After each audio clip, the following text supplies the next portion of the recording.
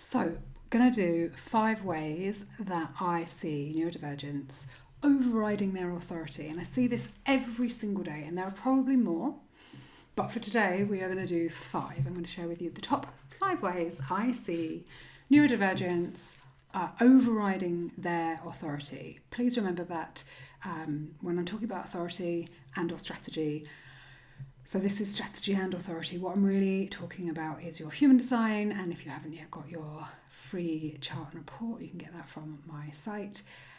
And there's an episode on the podcast all about strategy and authority for neurodivergence. So this is the top 5 ways that I see every single day. I see neurodivergence overriding their authority and strategy. So the first one is with a false sense of pressure.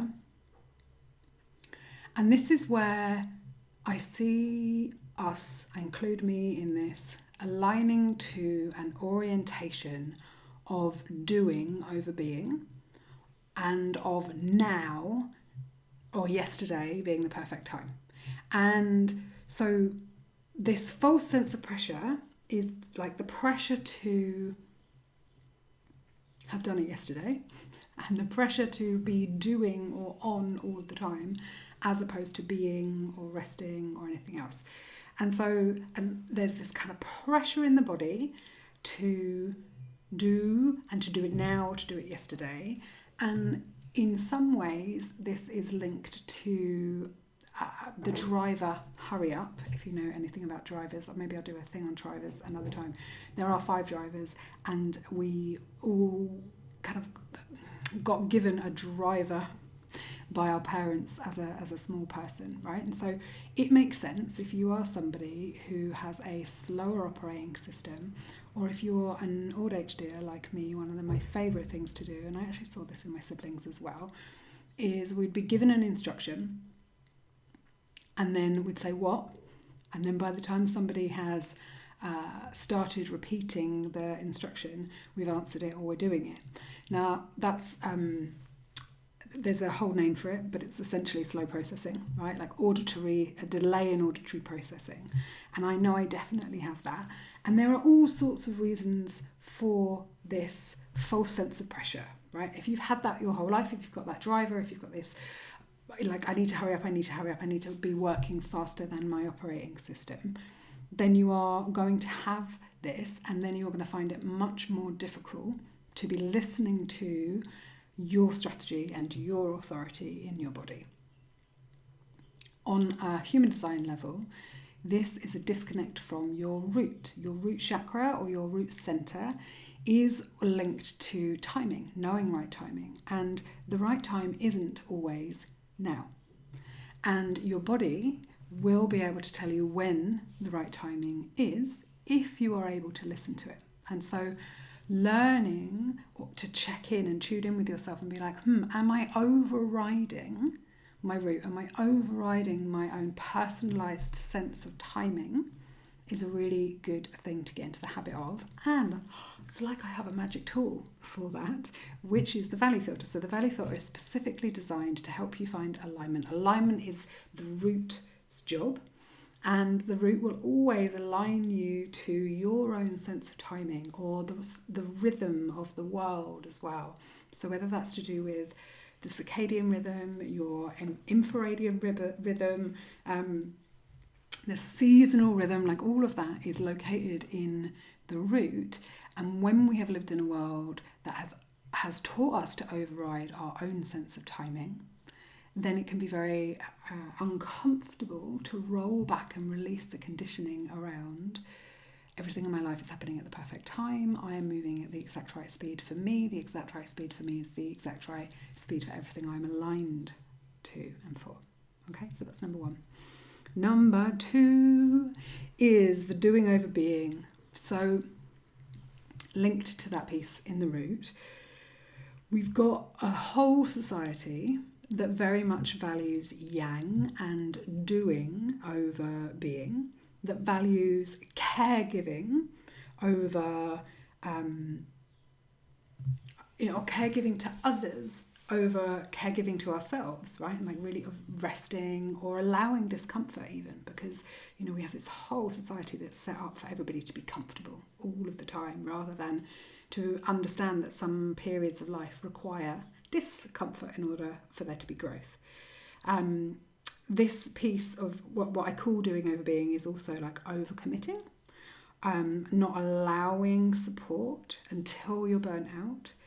So if you've experienced any of these things that I'm talking about, this kind of drive to be busy all of the time, or to be doing, or to be moving all of the time, this is a sacral disconnect.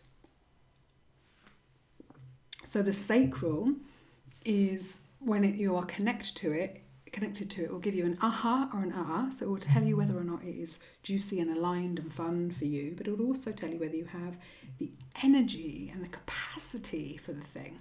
One of the things that I am renowned for is overcommitting, right? It's saying, yeah, because it's all really exciting, but if I really truly connect in with my sacral, that will tell me if I actually also have the energy and capacity for that. And then dropping into my root as well will tell me, do I have the energy and capacity for it now, but will I in like 2 weeks? If as somebody who has a cycle, there are different points in my cycle where I have more energy and more capacity, and other times I have less. And particularly as I get older, that's shifting and changing. And so one of the ways that I can override my strategy, and so anybody who has their sacral defined, part of your strategy is response. And so this is a responding piece. So rather than forcing or hustling, we want to really make sure that we are not overriding the have I got capacity, the sacral response. The third one that I see all the time is focusing on everyone else and how everybody else is feeling rather than how you are feeling. So this can look like people pleasing, avoiding confrontation or numbing out, and not feeling your own feelings, but feeling everybody else's, or not, basically avoiding feeling feelings. Maybe you're thinking your feelings, maybe you're focused on how everybody else is feeling, but all of this is an emotional solar plexus disconnect. And if you were really feeling your feelings, dropping into your body, there were no good ones, no bad ones, you were just allowing the wisdom of your emotions. Some of you might have heard me talk about sitting with emotion, and that emotions are in fact wise deities coming to spend some time with us, and they always have wisdom to share some lessons for us. And so rather than avoiding confrontation, recognizing that confrontation is a way into deeper intimacy and connection, rather than people pleasing, understanding that there can be more than one truth, and that we will learn something and get greater clarity about our own boundaries and about each other when we don't people please, but instead meet our own needs first. That also then leads to much less codependency and all of these other beautiful things. And the fourth way that I see neurodivergents override their own strategy and authority, orienting to lack. Now, what do I mean by orienting to lack? Well, this is where, again, people are thinking their feelings, where they are ignoring their instincts, where they are potentially in analysis paralysis, right? So all of their energy is up here in this space of logic in their heads. And what that can then mean is that they end up staying in toxic situations. They can be really insecure, they can be really indecisive. And all of this is orienting to lack, and it's all about fear, worry, right? Like, what if, or it's not going to happen, or there's not enough. All of that is sending all the energy up into the head rather than feeling or going with the instincts and the wisdom of your body. And this is a splenic disconnect, a disconnect from your spleen, which is all about the instincts, all about safe or unsafe. It's to do with the kind of gut instinct, if you like. And for those of you with splenic authority, this is really, really important. You want to be able to listen to the subtleties in the moment of your body, that bit that says, like move now, or this is not for you, or what, that kind of gut instinct we want that to be overriding the logic in the brain, because it's a very, very subtle and quick instinctual message from the spleen. And that's not to say that there aren't periods of lack in the world. There's both lack and abundance at any given time. But when we're orienting to lack and we're overriding, we're missing magic, because logic is not always the answer. Often magic is, and magic and logic cannot coexist. It's much better in life if we let them take it in turns. And then the fifth and final way that I'm going to share today that I see neurodivergence overriding their strategy and authority, and therefore the wisdom of their bodies, is orienting to misunderstanding, to being misunderstood or being rejected, or to orienting to rejection, if you like. And this way you might feel feelings of imposter syndrome, of comparing, of proving, of competing, of not feeling accepted, of defining your worth and your sense of value in the world by who you are spending time with, who you're associated with, by labels that you're given, all of that.